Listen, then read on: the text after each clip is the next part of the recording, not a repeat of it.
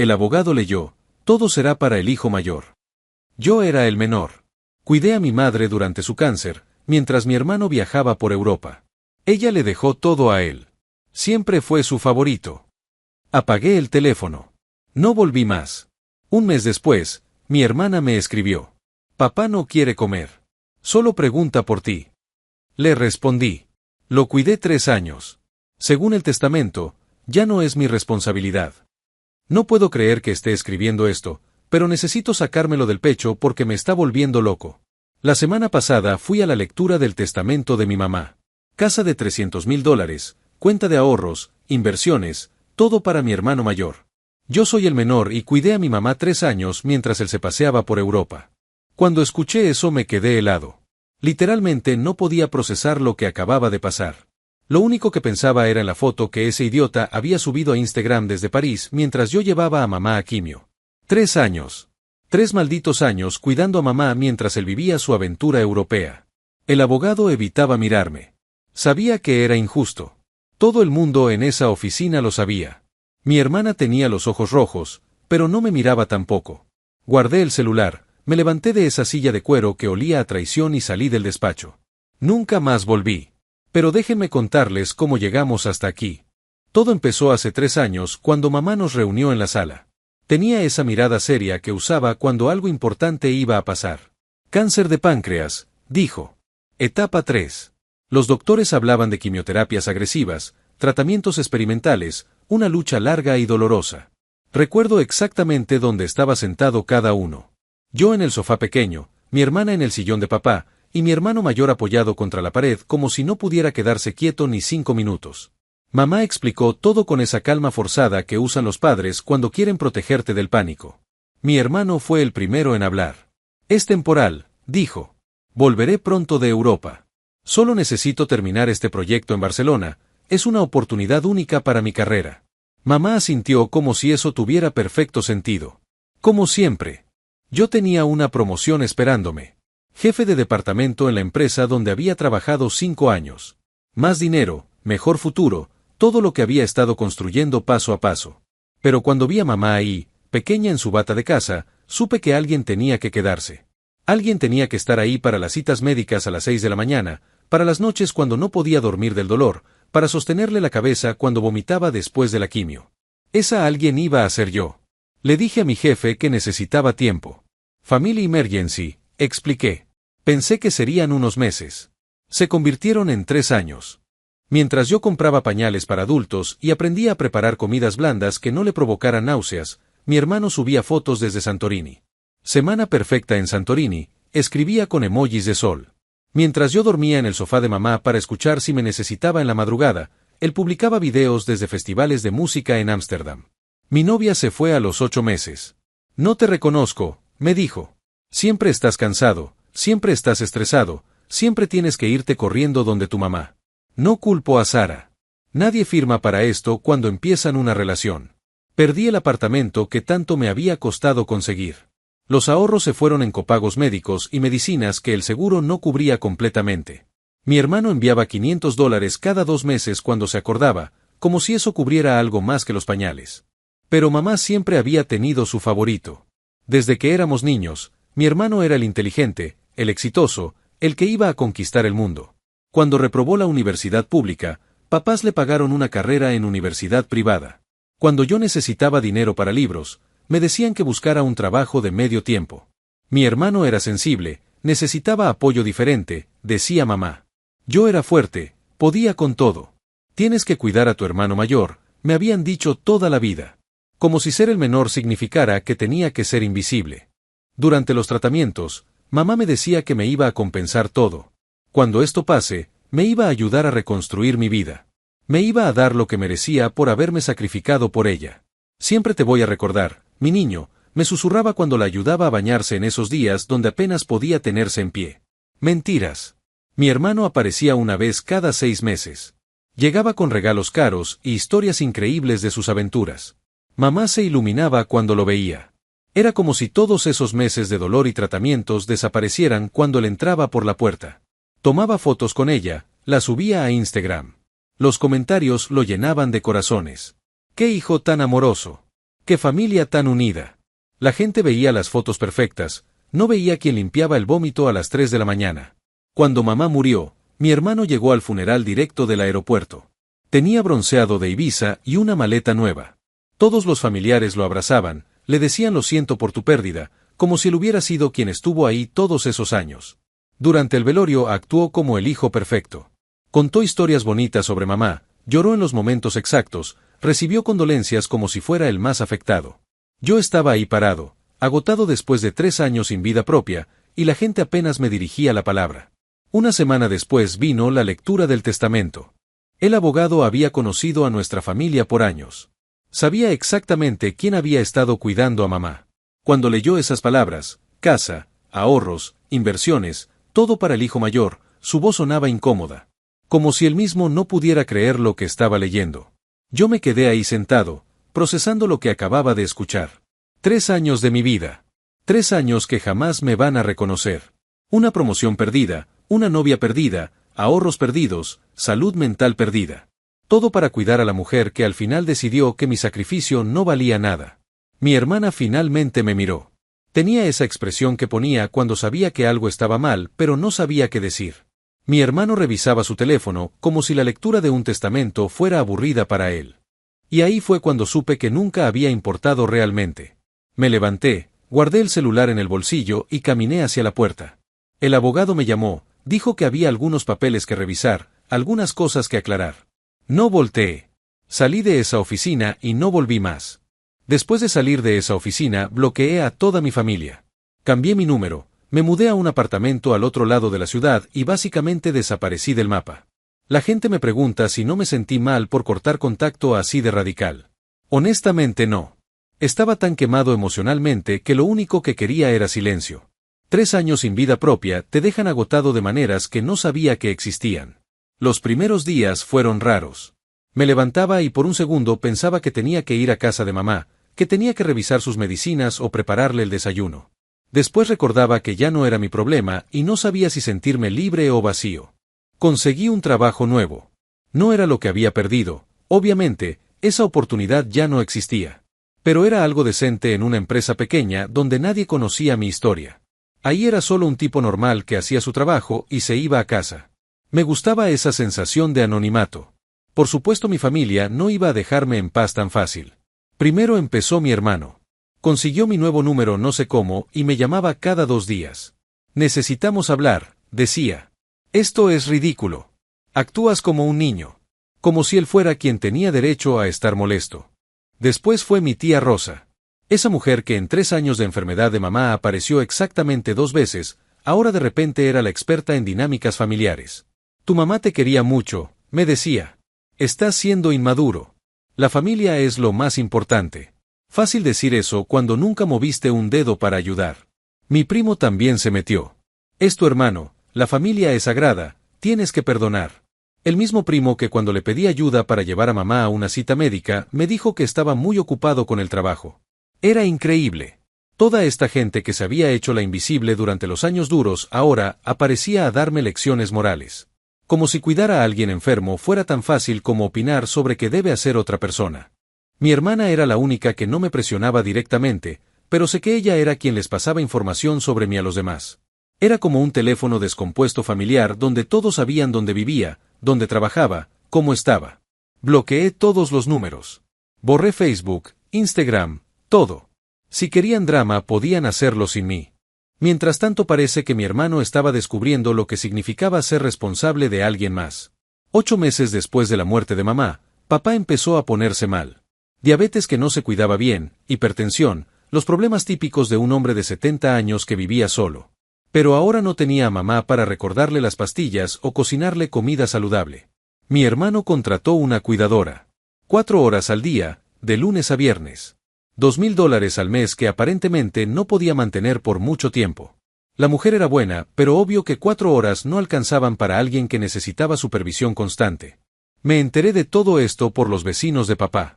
Resulta que cuando te desapareces del mapa la gente busca formas de contactarte.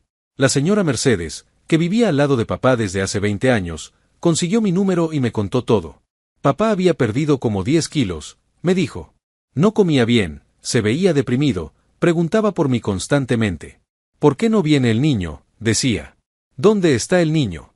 Como si después de 70 años todavía fuera el niño para él. Mi hermano estaba estresado. No sabía que papá necesitaba tanto cuidado, le dijo a la señora Mercedes. Como si fuera una sorpresa que una persona mayor enferma necesite atención. Donde había estado los últimos 3 años que yo hacía exactamente eso con mamá. La parte que más me dolió fue cuando la señora Mercedes me contó que papá había empezado a rechazar la comida. Solo comía cuando preguntaba si yo había llamado. Si le decían que no, dejaba el plato sin tocar. Era como si estar lejos de mí lo estuviera matando de tristeza. Ahí fue cuando mi hermana decidió intervenir. Me llegó un mensaje de texto un domingo en la mañana. Era una foto de papá. Había perdido por lo menos 20 kilos. Se veía frágil, perdido, como un fantasma de la persona que recordaba. El mensaje decía: papá está muy mal. Solo come cuando pregunta si has llamado. Por favor. Me quedé viendo esa foto no sé cuánto tiempo. Ese hombre había sido mi héroe cuando era niño. Me enseñó a manejar bicicleta, me llevaba al fútbol los domingos, se enorgullecía cuando traía buenas calificaciones del colegio. Verlo así me partió el corazón. Pero después recordé todo lo que había pasado. Recordé que él había estado de acuerdo con el testamento. Recordé que él también había permitido que yo fuera el único responsable de mamá durante 3 años. Recordé que cuando mi hermano se fue a Europa, papá había dicho que era una gran oportunidad para él. Papá nunca había sido malo conmigo, pero tampoco había sido justo. Le respondí a mi hermana con un mensaje que sabía que iba a doler: lo cuidé 3 años. Según el testamento, ahora es problema del heredero. Apagué el teléfono y me fui a caminar. Necesitaba aire fresco y tiempo para procesar lo que acababa de hacer. Porque por primera vez en mi vida había puesto límites. Por primera vez había dicho no cuando mi familia esperaba que dijera sí automáticamente. Por primera vez había hecho que alguien más se hiciera cargo de las consecuencias de sus decisiones. Y la verdad es que se sentía bien. Se sentía como justicia. Después de ese mensaje pensé que mi familia me iba a dejar en paz. Me equivoqué. 2 semanas después, papá terminó en el hospital. Descompensación diabética y desnutrición severa, según me contó después la señora Mercedes. Lo encontraron desmayado en la cocina a las 2 de la tarde. La factura del hospital fue de $8,000. Mi hermano no podía pagarla. Resulta que vivir en Europa por 2 años y medio no había sido tan barato como pensaba. Resulta que mantener una cuidadora y los gastos médicos de papá tampoco. Resulta que ser el heredero venía con responsabilidades que no había calculado. Mi hermana me mandó mensaje tras mensaje. El hospital está preguntando por el hijo que cuidaba a mamá. Los doctores quieren hablar contigo. Papá no para de preguntar cuándo vas a venir. No respondí ninguno. Una semana después apareció mi hermano en mi trabajo. No sé cómo consiguió la dirección, pero ahí estaba, esperándome en el parqueadero cuando salí. Se veía terrible. Había perdido como 10 kilos, tenía ojeras hasta el suelo y le temblaban las manos. No sabía que eras tan rencoroso, me dijo. Como si el problema fuera mi personalidad y no sus decisiones. Le dije que no tenía nada que hablar con él. Que había hecho su elección cuando decidió irse a Europa mientras mamá se moría. Que había hecho su elección cuando aceptó toda la herencia sin pensarlo 2 veces. Ahí fue cuando se quebró. No puedo más, me dijo. No sabía que era tan difícil. No sabía que papá necesitaba tanta atención. No sabía que los gastos médicos eran tan altos. Como si la ignorancia fuera una excusa válida. Me contó que había estado considerando vender la casa. Nuestra casa de la infancia, donde crecimos, donde mamá había vivido hasta el final. La iba a vender para pagar las deudas médicas y librarse del problema. Mi hermano siguió hablando. Me ofreció la mitad de la casa si lo ayudaba con papá. Te doy lo que papá quería darte, me dijo. Solo ayúdame. No puedo solo. Era irónico. Ahora sí quería compartir la herencia. Ahora sí reconocía mi valor. Cuando necesitaba algo de mí. Le pregunté dónde había estado esa generosidad cuando mamá estaba viva. ¿Dónde había estado esa conciencia de familia cuando yo me estaba destruyendo cuidándola? ¿Dónde había estado esa humildad cuando aceptó toda la herencia sin chistar? No tenía respuesta para nada de eso. Mamá siempre decía que tú eras más fuerte, me confesó. Que podías con todo. Que yo era más sensible y necesitaba protección. Como si ser fuerte significara que tenía que aguantar todo en silencio.